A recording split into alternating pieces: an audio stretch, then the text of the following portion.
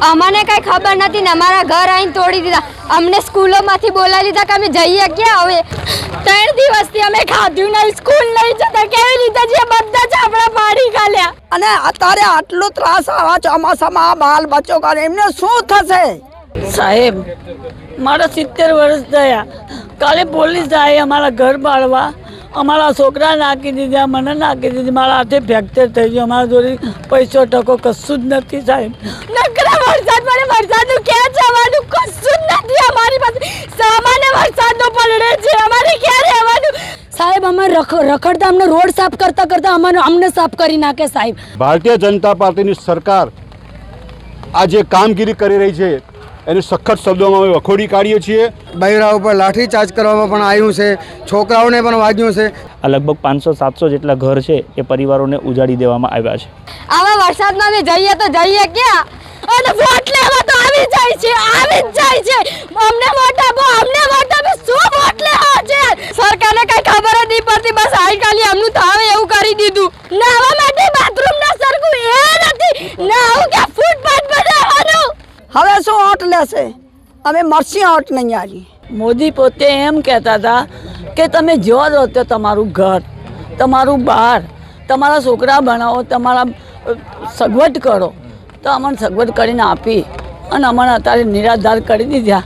જ્યાં સુધી આ લોકોને ન્યાય નહીં મળે ત્યાં સુધી કોંગ્રેસ આંદોલનના માર્ગ અખત્યાર કરશે અને કોંગ્રેસ હર હંમેશા આ વિસ્થાપીની સાથે છે। અને જે કંઈ સરકાર અત્યારની છે એ અમારો કંઈ સાંભળવા તૈયાર નથી। એવું શું છે તમારી સરકાર? ખાલી અમીરોની છે, ગરીબોની નથી। એવું તો ગરીબો શું બગાડી છે તમારું? જો અગર તમે માનતા હો અમે બહાર વિદેશના છીએ તો અમને ગોળી મારી દો, પણ અમને હેરાન ન કરો, પરેશાન ન કરો। આ વરસાદની અંદર અમારા બાયડી નાના નાના છોકરાઓ લઈને અમે ક્યાં જશું? આના માટે આમ આદમી પાર્ટી ઓકે આ લોકો સાથે છે, એમની અમારી સંવેદના એમની સાથે છે।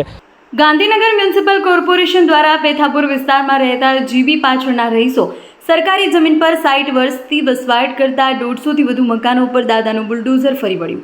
1 લાખ સ્ક્વેર મીટરથી વધુ જમીનને દબાણમુક્ત કરવામાં આવી। દાદાનું બુલડોઝર ફરી તો વળ્યું, પણ નાના ભૂલકાઓ અભ્યાસ કરતા દીકરા દીકરીઓ અને બુઝુર્ગ વ્યક્તિઓને પણ જાવું તો જાવું ક્યાં? જ્યાં TV17ની ટીમ રિપોર્ટિંગ કરવા પહોંચી તો તેમની હૈયાફાટ આપવીતી જાણવા મળી। સરકાર તો એવું કહે છે કે જ્યાં રહો ત્યાં તમે ઘરના માલિક। જ્યારે મેગાડેમોલેશન કામને દબાણો દૂર કરવામાં આવ્યા ત્યારે ઘરનું સામાન, ઘર વખરી બધું દૂર કરાયું તેવું જણાવે છે કે અમે આખું ગાંધીનગર સફાઈ કરી સાફ કરીએ છીએ। આ સરકારે તો ઘર તોડી નાખે ને લોકોને સાફ કરીને રસ્તે રઝળતા કરી નાખે। નાની દીકરીઓની ભણવાની ચિંતાને શૌચાલયમાં જવા આવવાની કોઈ સુવિધા ઉપલબ્ધ કરવામાં આવી નથી। ત્યારે આવા વરસાદને કારણે અમારે તો ઉપર આબ નીચે ધરતી, ત્યારે અમારો સહારો નથી તો અમે જઈએ તો જઈએ ક્યાં? સતત વરસાદને કારણે રસોઈ પણ બનાવી શકતા નથી। છેલ્લા 3 દિવસથી નાના બાળકોને ઉંમરમાં મોટા વ્યક્તિને પણ ખાવામાં વલખા મારી રહ્યા છે। અમને કઈ ખબર નથી ને અમરા ઘર આવીને તોડી દીધા। અમને સ્કૂલો માંથી બોલાવી લીધા કે અમે જઈએ ક્યાં હવે? આવા વરસાદમાં અમે જઈએ તો જઈએ ક્યાં? સરકારને કઈ ખબર જ નહીં પડતી ને એમને અમારા ઘર આવી તોડી દીધા। પછી અમે અમારે ભણવાનું બધું બરબાદ થઈ ગયું। અમે જઈએ તો જઈએ ક્યાં હવે? આવા વરસાદમાં અમારા ઘર અમારે બધું તોડી દીધું। આવા વરસાદમાં અમારું બધું સામાન લઈને જઈએ તો જઈએ ક્યાં? સરકારને કઈ ખબર જ નહીં પડતી, બસ આઈ કાલી અમનું થાવે એવું કરી દીધું। 3 દિવસથી અમે ખાધું નહીં, સ્કૂલ નહીં જતા, કેવી રીતે જે બધા જ આપણા પાડી ખાલ્યા। સ્કૂલમાં જવા નથી મળતું, કેવી રીતે જઈએ? બધું તોડી ખાલ્યું છે, કશું જ નથી। હવે જોડે રહેવા માટે ઘરે નથી। નકરા વરસાદ પડે, વરસાદનું ક્યાં જવાનું કશું જ નથી અમારી પાસે, સામાન્ય વરસાદનો પડે છે, અમારે ક્યાં રહેવાનું? કઈ જગ્યા નથી રહેવા માટે, કોઈ ઘરે નથી આવતું આવવાનું। બધામાં 500 મકાન તોડી ખાલ્યા, મને રહેવાનું ક્યાં? ઘર કોઈ ઘરે જ નથી આપતું રહેવા માટે, બધો સામાન પડે છે, બધું બરબાદ થઈ ગયું છે। નોકરીઓ ક્યાં જવાની? અહીંયા ખાવાનું 3 દિવસથી ખાધું નથી, એક તો પાણી પીવા મળતું નથી, ક્યાં રહેવાનું ક્યાં અમારે? બધું સરકારે શું કરે છે? સરકાર કશું જ નથી કરતી। સરકાર ખાવા પીવા મળતું નથી, રહેવા ઘર નથી, આટલી ઉંમરે ભણવાની જગ્યાએ યાર અહીંયા બેસવું પડે છે। કરવું શું? અને વોટ લેવા તો આવી જ જાય છે। અમને વોટ આપો, અમને વોટ આપો, શું વોટ લેવા છે? વોટ લઈને કરીશું અમારું કશું જ સરખો ટોયલેટ બાથરૂમ પણ નથી, નાવા માટે બાથરૂમ ના સરખું એ નથી, નાવું કે ફૂટપાથ પર રહેવાનું કશું નથી કર્યું, સાંભળવા માટે કશું જ નથી કર્યું અમને, કશું બિલકુલ કર્યું જ નથી. કરીશું બધી છે, અમીરોની છે, ગરીબોની કોઈ નથી, સાંભળવાવાળાની કઈ નથી, કઈ વેલ્યુ જ નથી અમારી. એવું શું છે તમારી સરકાર ખાલી અમીરોની છે, ગરીબોની નથી? એવું તો ગરીબો શું બગાડી છે તમારું? યાર કશું રહેવા મળતું નથી. તો અમને અહીંયા તોડફાડ ક્યાં કરવાની હતી? આ જીસીબી ક્યાં લગાય? અમારા રાશન નથી કાઢવા દીધા, અમને છોકરા બચ્ચા નથી લેવા દેતા. તો આ શું ગજબ કરી રહ્યા છે? અમારા પર શું ત્રાસ કરી રહ્યા છે? અમારે કાંઈ, અમે કોઈ ઝઘડો નથી કર્યો, કોઈ અમે લડ્યા નથી. અને અત્યારે આટલું ત્રાસ આવા ચોમાસામાં બાલ બચ્ચો કરે, એમને શું થશે? અને ઓટ હાલવા આવે એટલે અમને જલ્દી આવા મીટિંગો કરી આવે મોટા મોટા સાહેબો. અત્યારે સાહેબો ક્યાં ગયા? હવે શું ઓટ લેશે? અમે મરસી ઓટ નહીં આવી. પાણી પીવાના 5 દિવસ થયા છે બચલાને, આવા પાણી નથી અમને મળતો. અમને ખાવાનું તો ક્યાંય ગયો? શું સરકારે અમને આપ્યું છે? અમને કાંઈ નથી આપી દીધું સાહેબ. આ તો અમે જે સારા માણસ કહેવાઈએ કે અમને નથી, પ્રેમથી અમે કાઢી આપ્યું છે એમની. નકર તો અહીં તાકાત નથી એમની કાઢવાની, પણ પ્રેમ કાઢી આપ્યું તો તમારે ક્યાં બચ્ચા પીલ કરવાની હતી? અમારી બચ્ચા પીલ કરી નાખી છે એમને. આટલા વર્ષો જમીન એમના માટે અમે સંઘરી છે. અત્યારે તૈયાર થઈને બધા આવી જશે, મોટા મોટા જીસીબી લઈ આવ્યા, પોલીસની ગાડીઓ લઈ આવ્યા, ટ્રેક્ટરો લઈ આવ્યા, ક્યાં હતા એમના અત્યારે સુધી? અત્યારે સાહેબ નહીં અમે ભાગીએ, અમે કાં તો મરસીએ અને કાં તો અહીં રસીએ. બસ એટલું જ કરવાનું છે અમારે. સાહેબ, મારા 70 વર્ષ થયા. કાલે પોલીસ આવી અમારા ઘર બાળવા, અમારા છોકરા નાખી દીધા, મને નાખી દીધી, મારા હાથે ફ્રેક્ચર થઈ ગયું. અમારા જોડે પૈસો ટકો કશું જ નથી સાહેબ. અને અમને કોઈ સામાન લેવા ના દીધો. 70 વર્ષની ઉંમરમાં 50 વર્ષ થયા મને અહીં રહેવામાં. અને મને ડોક્યુમેન્ટ બધાય અમારા અહીં છે.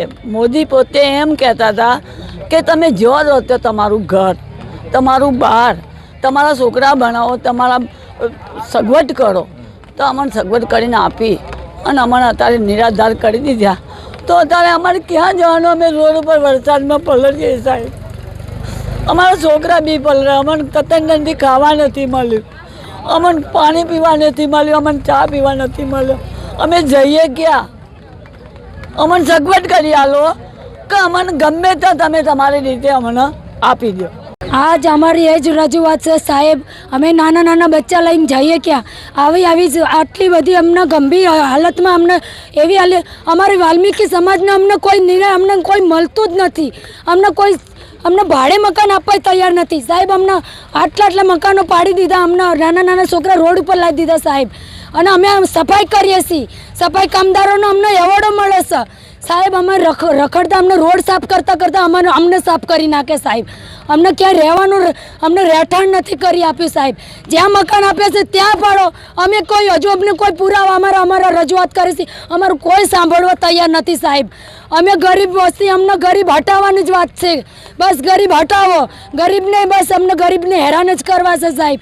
અમારા સાહેબ નાના નાના છોકરા, અમને વિનંતી છે કે અમને ક્યાંક રહેવાનું રહેઠાણ કરી આપો, તો અમારા બચ્ચાનું ભણતર બગડે છે સાહેબ. અમે ક્યાં જઈએ સાહેબ? અમે આટલી જ વિનંતી છે સાહેબ અમને. જય ભારત, જય ગુજરાત. આજે પેથાપુર વોર્ડ નંબર 2 એટલે કે ગાંધીનગર મહાનગરપાલિકાનો વોર્ડ નંબર 2માં ચેરડી છાપડા, જે મારી 57 વર્ષની ઉંમરમાં મેં 50 વર્ષથી આ છાપરા જોયેલા છે. અગાઉની સરકારો એમને લાઇટ પાણીની સગવડ આપી છે, બીજી બધી સગવડો આપી છે. તેમ છતાંય 150 છાપરા દૂર કરવા માટે 750 જેટલા પોલીસ અને 150 જેટલા અધિકારીઓ અને 100 જેટલી ગાડીઓ આવીને જાણે આતંકવાદીઓને ઘેરવાનો હોય એ રીતે આ છાપરાઓને ઘેર્યા છે. સવારે 4 વાગે આવ્યા છે, 6 વાગે ડિમોલિશનનું ઓપરેશન શરૂ કર્યું અને બધાને ઊંઘતા ઝડપીને બધાના છાપરા દૂર કરી નાખ્યા છે.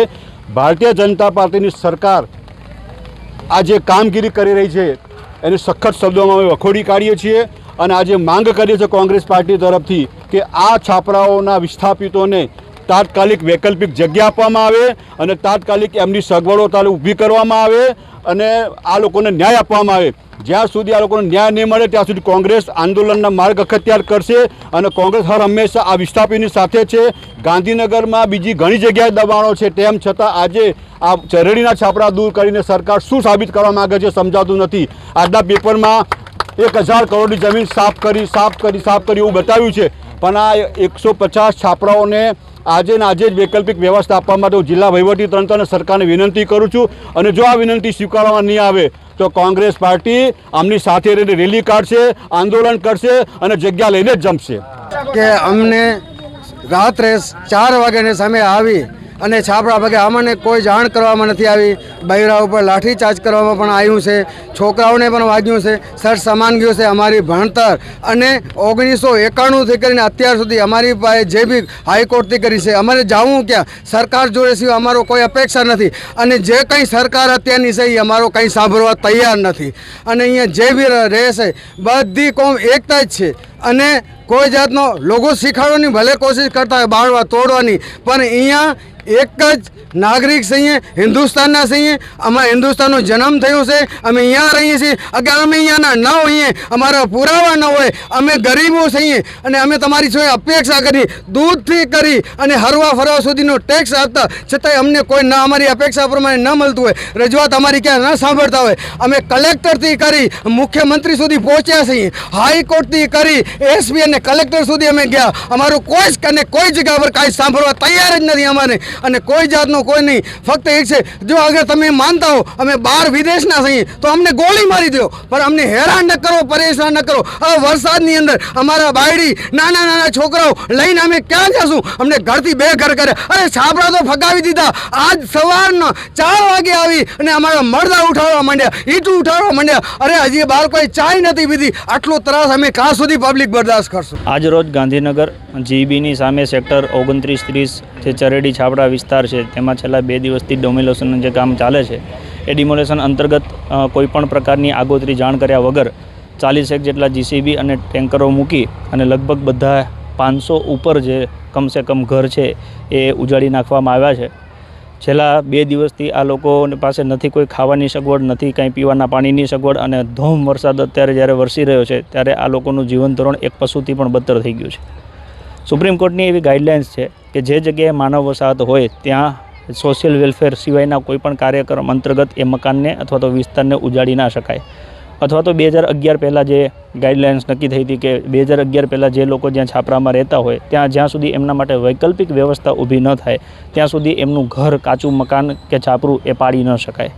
આ બધું નેવે મૂકી હાઈકોર્ટનો જે સ્ટે છે એને પણ નેવે મૂકી સુપ્રીમ કોર્ટની ગાઈડલાઇન્સને ધ્યાનમાં લીધા વગર ગાંધીનગરમાં કોના કહેવાથી આ લગભગ 500-700 જેટલા ઘર છે એ પરિવારોને ઉજાડી દેવામાં આવ્યા છે. આના માટે આમ આદમી પાર્ટી આ લોકો સાથે છે, અમારી સંવેદના એમની સાથે છે. અને જ્યાં સુધી બીજી અન્ય વૈકલ્પિક વ્યવસ્થા ઊભી ન થાય ત્યાં સુધી સરકાર તમામ એમનું ખાવા પીવા રહેવાની વ્યવસ્થા તાત્કાલિક યુદ્ધના ધોરણે ગોઠવે એવી વિનંતી કરીએ છીએ. અને જો સરકાર આ વિનંતીનો સ્વીકાર ન કરે તો પછી ગાંધી ચિંધ્યા માર્ગને સાઈડમાં મૂકી અને ભગતસિંહવાળો માર્ગ અપનાવવા માટે આ લોકો મજબૂર બને તો એના માટે જવાબદાર સરકાર રહેશે એવી સરકારશ્રીને જાણ કરીએ છીએ.